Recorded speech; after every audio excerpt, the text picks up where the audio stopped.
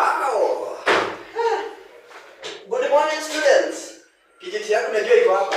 Bye, sijui kama lesson ya last time najua mjapotelea, manake niliwaambia leo tutakuwa na lesson ya 3 ya being happy ama kukaa na furaha. Yaani kukuweka maisha yetu ikiwa free. Na kuna mambo tuliweza kukuzaguzia. Manake niliwaambia hii darasa kitu ya kwanza kile unakubalishwa kuwa nacho ni kuwa na uso unatabasamu na kukuaga na furaha, na mtu ambaye habebani na vitu. Wewe umequalify to be in this class. Are we together student? If hautakuwa na hizo vitu, wewe nakwambiaga mlango wako na uwekaga ukiwa wazi, unakanyanga nje au sio? Well, kitu kingine leo niliweza kuahidi ya kwamba tutaendelea na hii program mpaka mahali utasikia sasa you are free. Nasema hivi, leo ningetaka kuangazia ya kwamba watu wale wanabebaga mizigo mingi ambayo inakuwa mingi kiasi kwamba hawaiwezi. Na hiyo mizigo, mistake kubwa ile wanafanyaga ni kwamba wanabebaga hiyo mizigo, wanapeleka, kama tuseme ni ya kazi, wanaipeleka nyumbani. Kama ni ya nyumbani, wanaipelekea watoto. Kama ni ya hiyo kitu lazima ikwame hivyo. You know you are my student.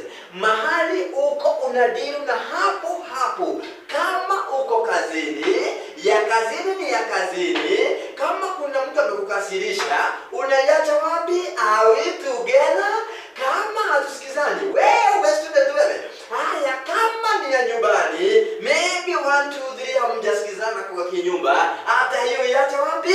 Kwa nyumba. Manake hii ili uhitimu, ili hii mtihani yako ipite, lazima uwe na furaha kila wakati. Yani kitu kingine ya 3, usikuwe unaishi simasi, yani kubebana mambo ya siku mingi.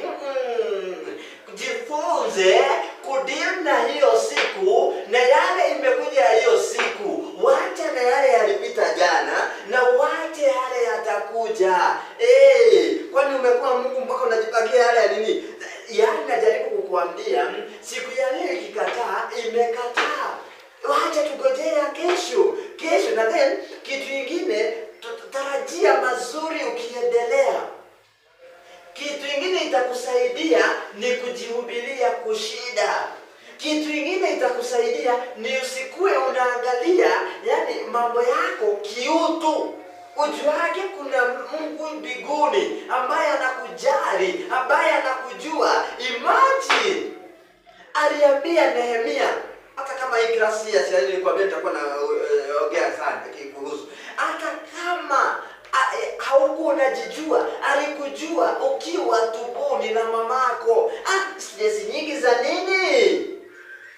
Na sababu zile dakika na kwa leo nilikuwa na lesson moja tu, sikuwa nimeamua nishikanishe nini. Wacha tumeweka ahadi. Siku ya kesho tutakuja kuangazia the consequences ya kukuwa na stress, ya kukuwa na kubebana mambo. Maybe ukiyasikia utaishike kama mimi. Kila wakati kuwa na furaha. Basi kitu kile nitawaambia nikiondoka katika darasa, and then you practice being happy. Na hiyo ni kitu inawezekana kwa kila mmoja. Sina lingine ila kurudisha mti yangu mahali inafaa kukaa.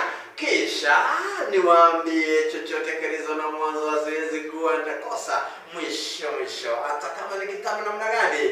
Kwa heri hadi siku ya kesho. Mwalimu wa new teacher niweka wega. Uciarwo uru menyati kwenda gwakwa.